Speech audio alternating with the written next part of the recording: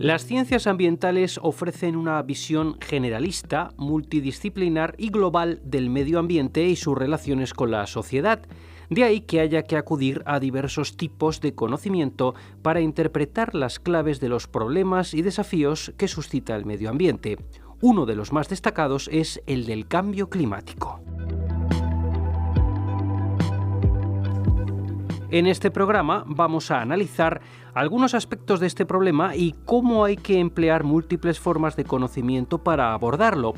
Hablaremos del negacionismo, de posibles medidas y soluciones, de la importancia de la persuasión o de qué pueden nuestros estudiantes y los ambientólogos hacer frente al cambio climático. Nos acompaña Emilio Luque, que es profesor de Medio Ambiente y Sociedad dentro del grado de Ciencias Ambientales. Bienvenido. Muchas gracias, bien hallados. La primera pregunta, profesor, ¿qué quiere decir que las ciencias ambientales son multidisciplinares? Pues para empezar quiere decir que yo tengo mucha suerte, porque creo que es los espacios en los que es más agradecido, más interesante tener la docencia, son aquellos en los que uno está entre fronteras. Y lo que sucede con las ciencias ambientales es que como se dedican a un asunto tan fronterizo, entre tantas fronteras además de distintos tipos, como es el medio ambiente y sus relaciones con la sociedad, no puede sino ser multidisciplinar. Es decir, que tenemos que convocar un montón de distintos tipos de conocimiento para empezar a enterarnos un poco de qué puede ser lo que pasa con problemas como la acidificación oceánica, la pérdida de biodiversidad o el cambio climático, del que espero que hablemos un poquito después. ¿Y hay ciencias de primera y de segunda entre las ciencias ambientales? Yo tengo la sospecha de que más de un alumno tiene la sensación de que sí. Y yo creo que, al contrario, creo que tenemos que valorar muy positivamente el que ese pequeño precio que pagamos, los que nos dedicamos al medio ambiente, que es el no ser expertos reconocidísimos en cada una de esas disciplinas, sino pues tener acceso a distintos campos del saber, en realidad es un privilegio. Y en realidad es estupendo que existan ese tipo de aperturas, de abanicos del saber, que a veces a uno le hace pensar, bueno, en realidad las ciencias de primera son la física, la biología, estas cosas sociológicas o económicas o éticas que hay que estudiar en ambientales, a alguno estoy seguro que le puede parecer como de menor entidad. Yo al contrario diría que son precisamente las más relevantes. Porque una vez se ha definido el problema, gracias a las ciencias duras o más reconocidas, nos toca a nosotros la tarea más ingrata, más complicada, que es ¿y ahora qué hacemos? Ahora que ya sabemos que hay cambio climático, ¿qué se hace? ¿Y cómo se hace? A eso nos responde la física, ¿no? Siempre pasa por los saberes que nos conectan con lo sociológico, con lo político, etcétera. Y hablando del cambio climático, ¿en qué sentido vemos esto reflejado en relación a este cambio climático? ¿Es el caso más importante de la necesidad de emplear múltiples formas de conocimiento? Pues yo creo que sí, porque incluso para entender bien por qué reaccionamos tan mal al cambio climático, tan poco activamente, siendo con la gravedad y la urgencia que tiene el problema del cambio climático, cuesta mucho entender si no se hace uso de la psicología social o de las ciencias sociales en general. Cuesta mucho entender por qué reaccionamos tan mal. Pues reaccionamos muy mal porque es un problema como si estuviera hecho a propósito, para que reaccionáramos así de pasivamente o tampoco proporcionadamente a su gravedad y su urgencia. ¿Por qué digo esto?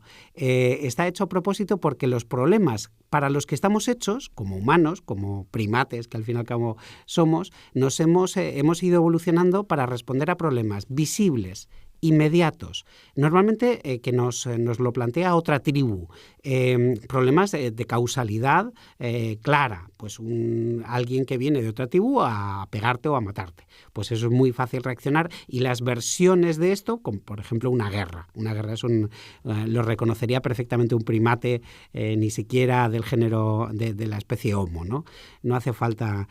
Sin embargo, el cambio climático es justo lo contrario, un problema lejano, invisible, de causalidad múltiple, que no está causado por otros, sino por nosotros mismos. Estamos en el ajo, estamos implicados en la producción del problema. Entonces, realmente, incluso para llegar a ese diagnóstico, para entender por qué el cambio climático es tan difícil nos cuesta tanto reaccionar proporcionadamente a él, lo que necesitamos pues son esas otras saberes, esas otras ciencias de tipo psicosocial que también aportan las ciencias ambientales.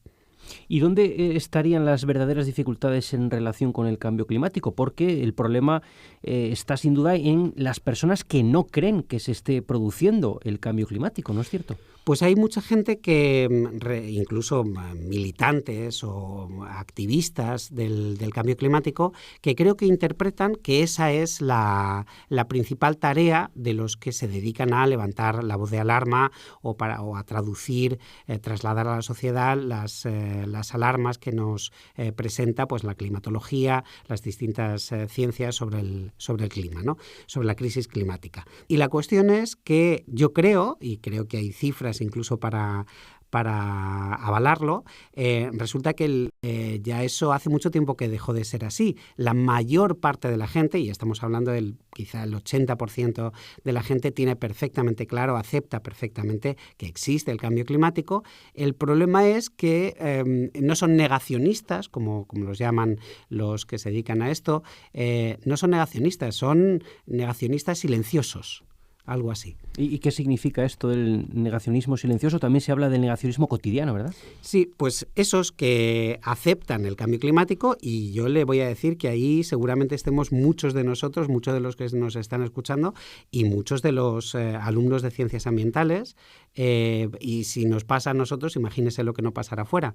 Pues lo que sucede es que aceptamos el cambio climático, pero actuamos como si no existiera. En la práctica, por eso es el negacionismo cotidiano, en la práctica pues nos conformamos con cosas como ese clásico, ese reciclar. Yo lo que hago es reciclar. Y con eso, y uno intuye que no salva al planeta, pero no sabe muy bien qué hacer.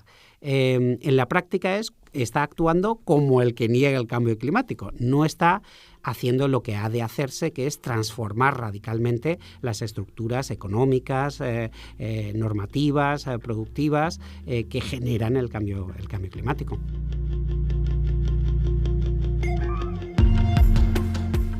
¿Y qué otras aportaciones cruciales hacen las perspectivas sociológicas, politológicas o antropológicas al estudio y a la lucha contra el cambio climático?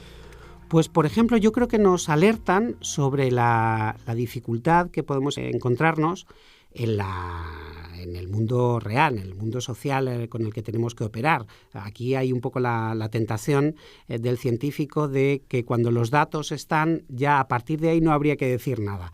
Fíjense, a partir cuando se despiertan los ciclos de feedback positivo del cambio climático, cuando se deshiela el permafrost siberiano, se libera metano a la atmósfera, o el albedo, cuando cambia el albedo de las zonas polares debido al deshielo, y por lo tanto capturamos más radiación solar y por lo tanto elevamos la temperatura y se crea ese tipo de ciclos positivos, el científico diría, ya está, ya no tengo yo por qué decir más, que cambie todo, que se produzcan los cambios políticos, sociológicos, económicos, morales, culturales que tienen que producirse para que esta cosa tan grave no tenga lugar.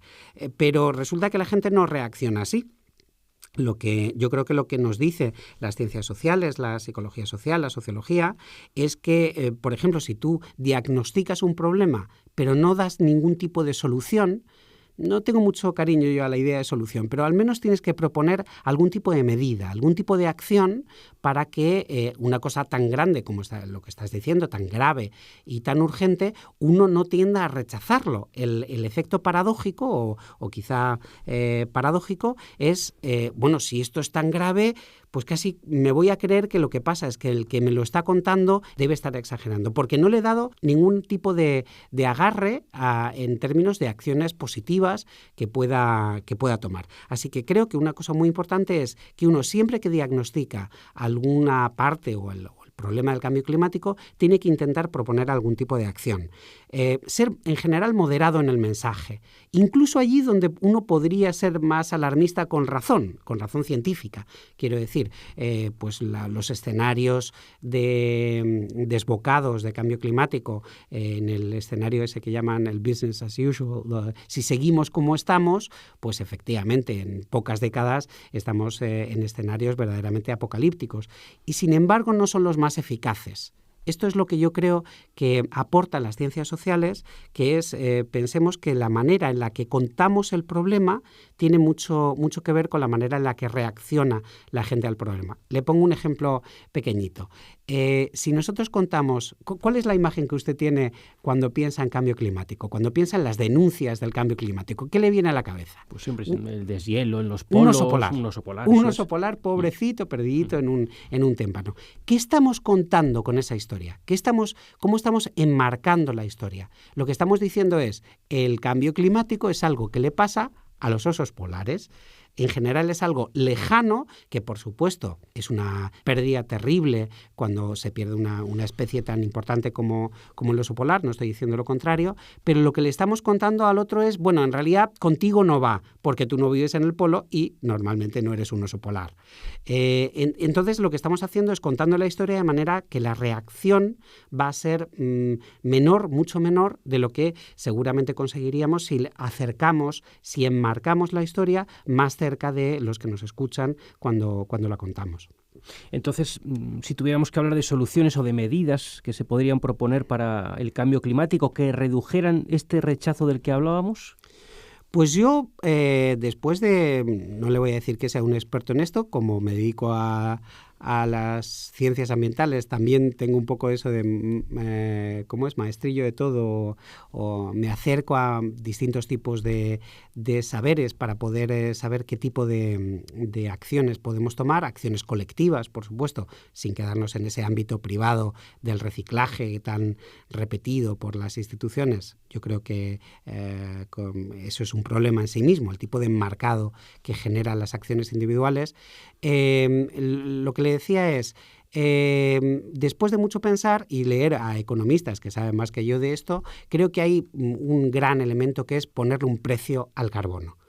Si las emisiones tienen precio, la economía capitalista tiene muchísimos fallos, pero tiene una gran virtud, que es que si algo le sale caro, tiende a no querer utilizarlo. Desgraciadamente, eso también sirve, por ejemplo, para el factor trabajo. Por eso hay desempleo, por eso la evolución tecnológica tiende a llevar a que las empresas tengan preferencia por no utilizar pues, un factor tan complicado como es el humano, ¿no? Entonces nos reemplazan por máquinas, pero eso, es la dinámica del capitalismo. Pues pongámosle más caro como factor de producción aquello que no queremos que se utilice. ¿Qué no queremos que se utilice? El petróleo, el carbón, el gas natural en menor medida, sobre todo el carbón, seguramente sería lo primero que tenemos que reducir. Bueno, pues pongámoslo muy caro. ¿Cómo se pone muy caro? Hay dos maneras.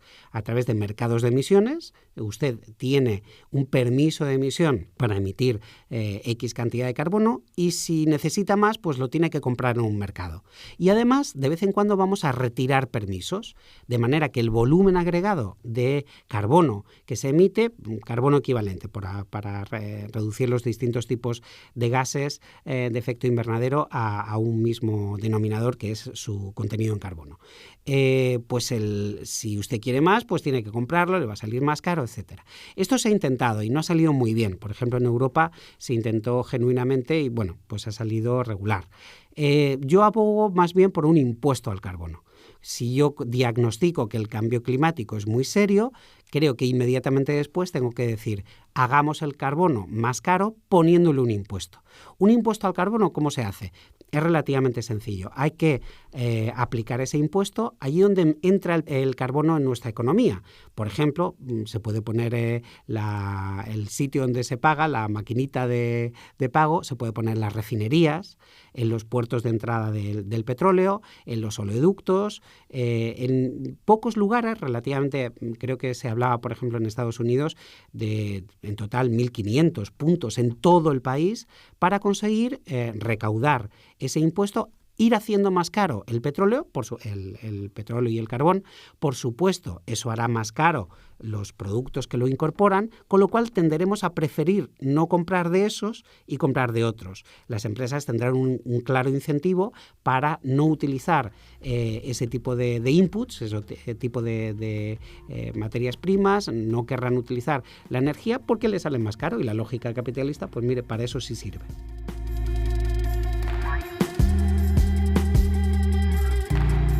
Quizá habría que descender entonces a los detalles de todas estas medidas y propuestas. Claro, esto es una de las cosas que me parece valiosa de esta posición de los ambientólogos, de los que estamos en este mundo de las ciencias ambientales, precisamente porque tenemos acceso a muy distintas narrativas, a muy distintas perspectivas técnicas y científicas. Podemos hacer este tipo de entrada en detalles y conectando distintos campos del saber. Por ejemplo, ¿qué quiero decir con esto de los detalles? Pues este ejemplo que le he dado de la diferencia entre mercados de emisión e impuestos al carbono solo tiene sentido si, por ejemplo, realmente se pone en práctica esto que le contaba de retirar permisos de emisión, de manera que el total de carbono que emitimos a la atmósfera va cambiando va bajando, evidentemente, va cambiando, va descendiendo con el tiempo. El impuesto al carbono tiene que ser, por ejemplo, un detalle crucial es si la recaudación se la queda el Estado o la reparte a las familias.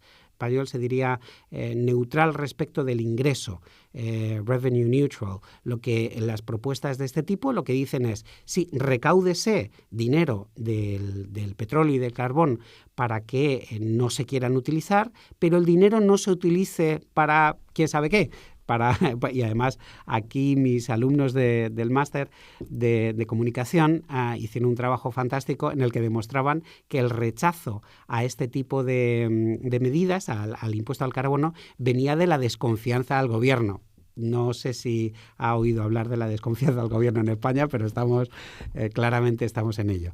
Esa desconfianza es crucial, por lo tanto, hay que insertar una medida muy concreta que es no se va a recaudar para gastar, sino que se va a recaudar para repartir de manera equitativa el resultado de esa recaudación del impuesto de la fiscalidad al carbono. ¿Qué significa esto? Que como familias también nos interesará ser cada vez más eficientes, cada vez más austeras en nuestro uso al carbono, porque lo que nos dan, bueno, pues si gastamos menos de la media, claramente estamos ganando dinero.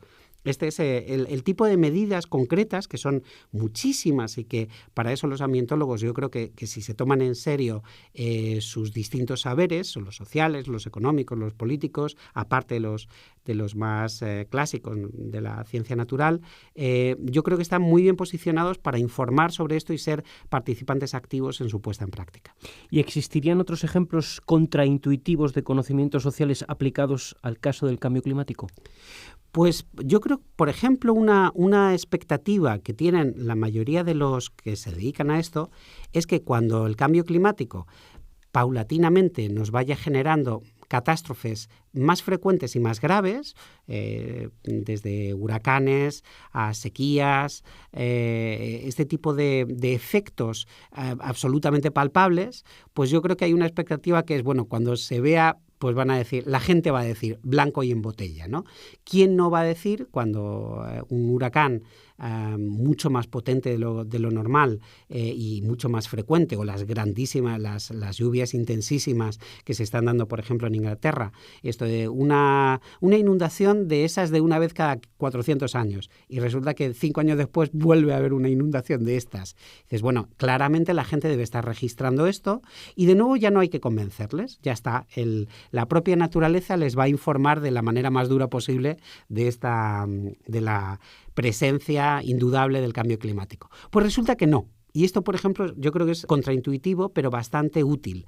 Resulta que tenemos que ponernos en la piel de aquellos que han sufrido una catástrofe como la del huracán Sandy, por ejemplo, en 2012, en Estados Unidos y otros lugares. Bien, ¿cómo reaccionaban cuando a uno le han destruido la vida? Cuando a uno le han llevado a la normalidad absoluta. Lo que quiere es recuperar la normalidad. en ese momento no quiero ir a hablar de cambio climático. Seguramente tenga todos los datos para reconocerlo, pero emocionalmente, y esto es muy importante, si enfrentamos emoción y ciencia, tiende a ganar la emoción, cuando tiene que ver con los valores más centrales de nuestra vida. Esa persona en ese momento, sus valores centrales son la búsqueda de normalidad y de solidaridad. De manera que si en ese momento le contamos que su experiencia está directamente ligada al cambio climático, puede que nos encontremos con la sorpresa de que nos rechaza. Y este tipo de prevenciones que nos cuentan o nos participan ciencias como la psicología social o la sociología, creo que son muy útiles para elegir las estrategias que van a ser más eficaces para encontrar aliados frente al cambio climático. ¿Y por qué todas estas evidencias de las que nos está hablando no son suficientes, por así decirlo? Claro, una de las cosas que nos pasan es que creemos que con tener razón ya está, ¿no? Tiene que ver un poco con aquello de la que llamaba Weber la ética de la convicción. Es un poco aquello de hágase justicia y perezca el mundo, ¿no? Y yo creo que los ecologistas o el movimiento ecologista tiene un poquito de esta posición no demasiado útil, más bien lo contrario, ¿no? Bueno, yo tengo razón, yo no tengo que entrar a convencer a otro, no tengo que convencerle para que forme parte de una alianza que transforme el mundo. Bueno, pero es que con tener razón no hemos empezado, empieza el problema. Y vale, tenemos razón. ¿Y qué hacemos? El cambio climático es demasiado importante como para que nos conformemos con tener razón. Tenemos que buscar todas las herramientas, incluso de las ciencias blandas, incluso si no cree uno que es una ciencia, me da igual, la retórica, nadie diría que la retórica es una ciencia, pero la retórica es el arte de ordenar el discurso de manera que sea convincente. Pues eso lo necesitamos clarísimamente para convocar, para buscar esos aliados y para generar el tipo de transformaciones que son necesarias.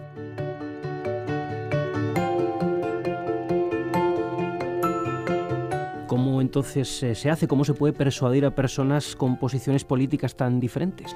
Hace poco estaba en una manifestación por aquello de la Cumbre de París, una manifestación por el clima, y una persona que venía del mundo de la consultoría, nada menos, creo recordar que vino con su traje, otro amigo consultor vino de paisano, pero se quedó mirando a los que estaban allí en la Cumbre por el Clima y detectó una cosa, que es, quieren que solo vengan gente como ellos. Al ser tan homogéneos, al ser tan alternativos, con sus rastas, con sus barbas, en fin, con toda una estética y una ética, por supuesto, muy extraordinariamente valiosa, el mensaje que se está lanzando es: esto no es para el ciudadano normal. Esto es solo para aquellos que son pues como nosotros. Hay un cierto grado de exclusión. Y eso, por ejemplo, puede hacer que uno no se ponga seriamente a convencer a una persona, por ejemplo, de ideología pues de centro derecha, si uno tiene una ideología de izquierda, o pues un ecologismo radical o un animalismo. Puede ser muy difícil que se ponga a la tarea de convencer pues a un señor de corbata que viene de la bolsa y que acaba de comprar 8 millones de acciones, ¿no? Entonces hay que buscar aquellos lugares, ser muy inteligente en este sentido y buscar aquellos espacios que son realmente, genuinamente de posible acuerdo. Entonces, por ejemplo, una de las personas de cuya obra yo bebo y que tengo que citar, George Marshall, que tiene una extraordinaria labor en este sentido, en la aplicación de la psicología social al problema del cambio climático. Una de las cosas que ha encontrado es que un espacio de acuerdo posible, por ejemplo, con el centro derecha, que funcionaba muy bien empíricamente, aquí aplicando la ciencia social empírica, es decir, haciendo grupos de discusión, entrevistas en profundidad con personas de esa ideología, encontraba que la más eficaz era la narrativa o el argumento de evitar el desperdicio. Si uno promueve todos queremos la eficiencia energética y que ésta sea creciente. La mejor manera de vendérselo, de acercarnos a las posiciones de este tipo de posicionamientos ideológicos, está ahí. Pues evitemos el desperdicio. Esto nosotros lo interpretaremos como una transformación quizá más profunda del sistema económico y productivo, pero bueno, nos podemos encontrar en este espacio. Entonces, por ejemplo, la búsqueda de narrativas como la evitación del desperdicio es una de estas cosas a las que nos animaría este tipo de ciencias blanditas a las que yo me dedico. Y ya finalmente, profesor, brevemente, ¿qué acciones concretas pueden tomar los ambientólogos y en general los estudiantes de la UNED frente al cambio climático? Pues mire, quizá lo más fácil y lo más difícil sea hablar de cambio climático. Si mira las encuestas, es sorprendente la cantidad de gente que no habla nunca de cambio climático, y esto también tiene una explicación que pasa por la ciencia de la comunicación, por la creación de una espiral de silencio. Cuando uno piensa que lo que va a decir no es lo que el otro está pensando, pues tiende a evitarlo, tiende a evitar hablar, no quiere sentirse aislado. Entonces, si detecta, y uno de los problemas es que no ve el problema del cambio climático de manera cotidiana en los medios de comunicación, si la gente no habla de ello, los medios de comunicación tampoco, pues tiende imagino una espiral que se va haciendo cada vez más estrecha, tiende a silenciarlo. Pues una de las cosas que deberíamos hacer los que nos dedicamos o los que estamos más cerca del problema del cambio climático, como ya lo son los alumnos de Ciencias Ambientales en la UNED, es difundir, hablar de ello allí en todos los espacios en los que podamos, pero hablar de una manera, aquí yo le diría que evitáramos el ser especialmente exquisitos con el vocabulario científico y pensar que, bueno, hay gente a la que no le puedes contar la historia porque no entiende lo que es el forzamiento radiativo,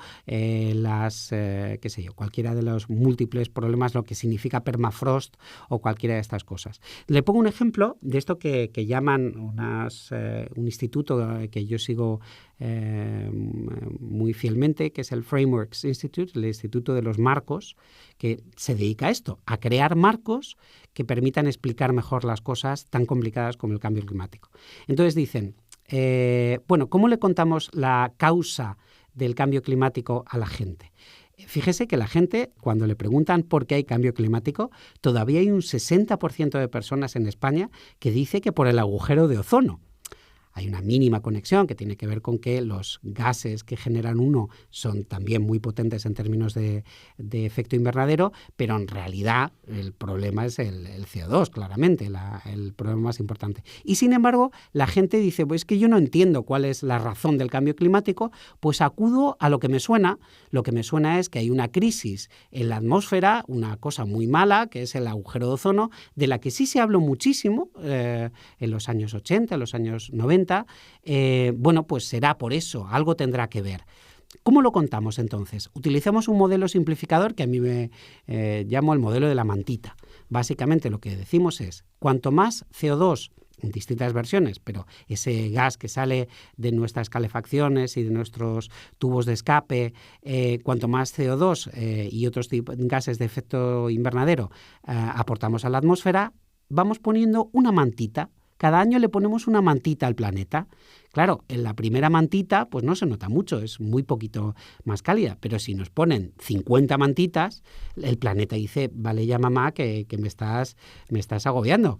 Ponle 100 mantitas, y cada año vamos poniendo una mantita además cada vez más gruesa porque estamos emitiendo más CO2, pues el planeta se calienta, no hay vuelta de hoja.